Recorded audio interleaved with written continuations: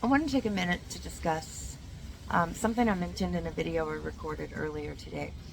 I was just being a big goofball, and then, but towards the end of the video, I mentioned something about the still face.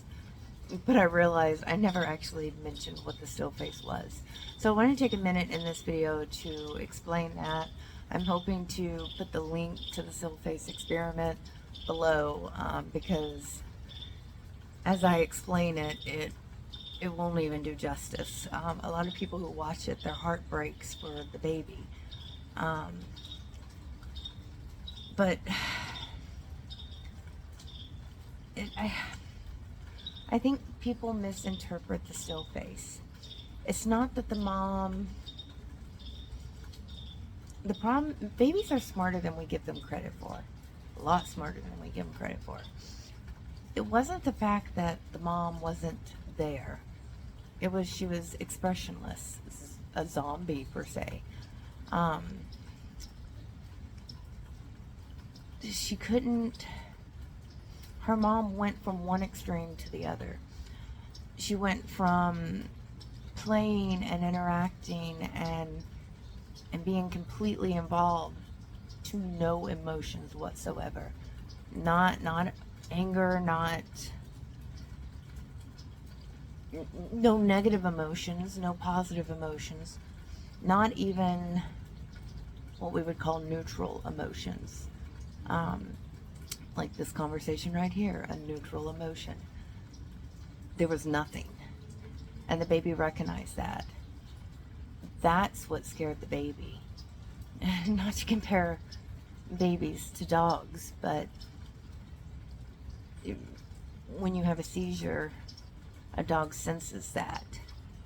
The baby sensed something wasn't right, but she didn't know what. She didn't know what wasn't right. She couldn't figure it out. And so her little baby brain started trying to bring mom back. The scary thing about this is, I think a lot of parents do this unintentionally today.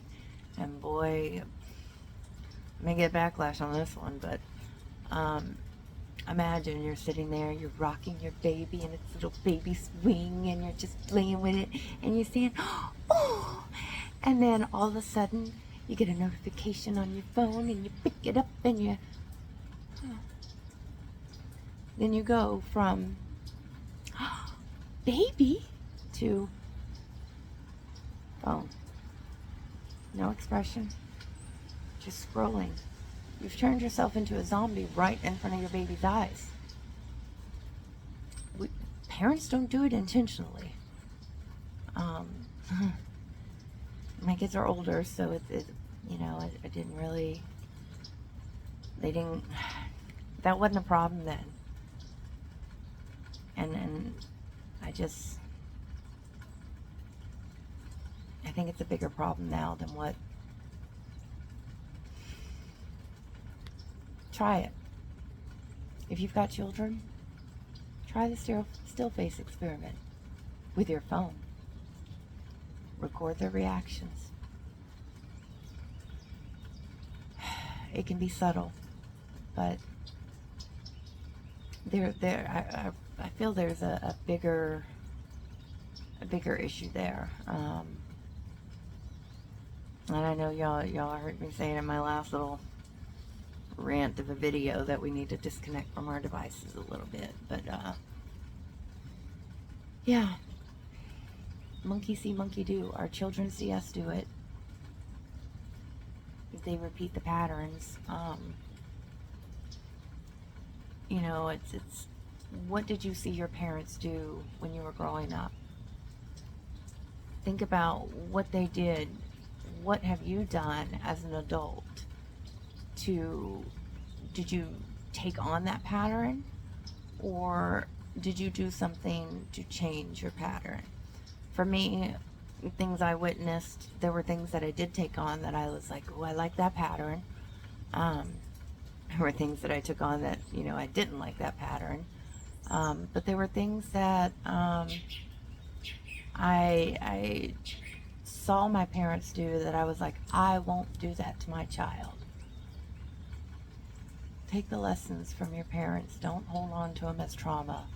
Hold on to them as lessons to be better for your children.